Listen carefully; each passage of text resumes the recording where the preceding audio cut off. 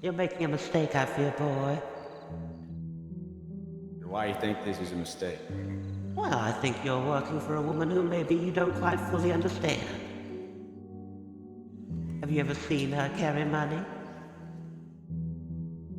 I think that I can garner money out of somebody who's got, Oh, you 11 poor, people poor around her? boy. You are Well, blind. She What, doesn't you even think pay they her won't? butlers, you dumb boy.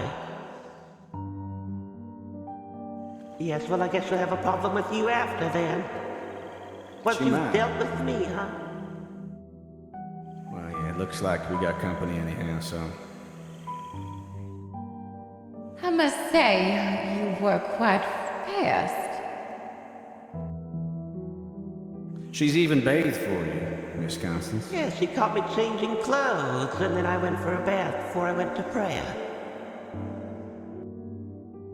Well, I suggest you will get to explaining yourself as you were speaking about turning me into the law. I didn't reckon you were the type to sing like a little birdie. I thought that I could trust someone and such.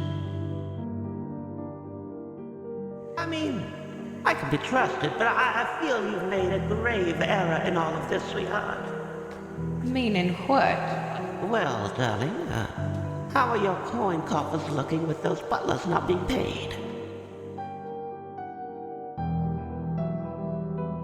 Well, they work for me, not you, and I don't understand why you're meddling along in my business. Where do you find such audacity to trample all over a sweet woman's invitation? You told me to make myself at home. Did I stutter the first time? I'm a woman of charity.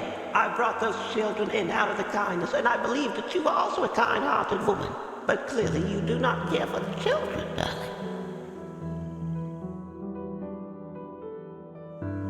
I do not care for people that tie me up in ropes, threaten to shoot me in my head, and tell me that they were sent by you to kill me.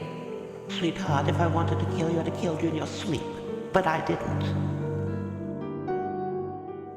I see. We come from very different upbringings.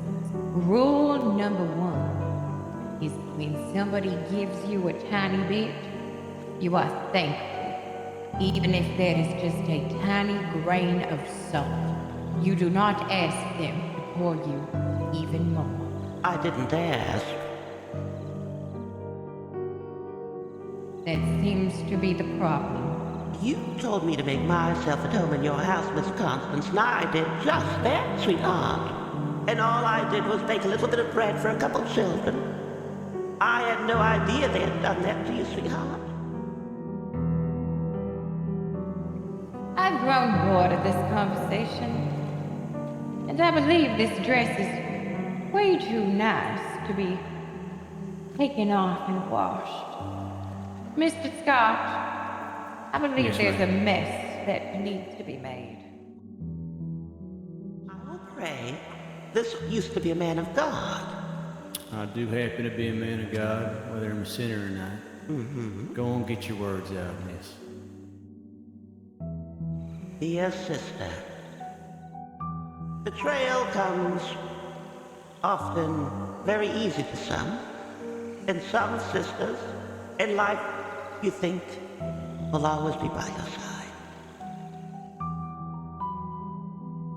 In times of darkness, when all that stands before you was loved, but yet here they are in their time of need, and you stand idle. A shame on which you will end a nail for your lack of loyalty. But that's on you, and not on me. How boring. All right, Morag. I got a paycheck to cash in. Well, before you do that, you don't think you should get the money up front? promise you that that money will be given. Stand up, Morag. I ain't gonna shoot no woman on fucking knees. Get up! Just give me a hand up, sir. I said, get up! Let her up, Constance. Let her up.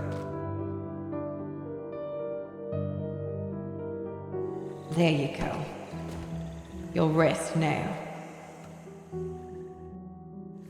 There we go. Didn't even need a gunshot. Go to hell.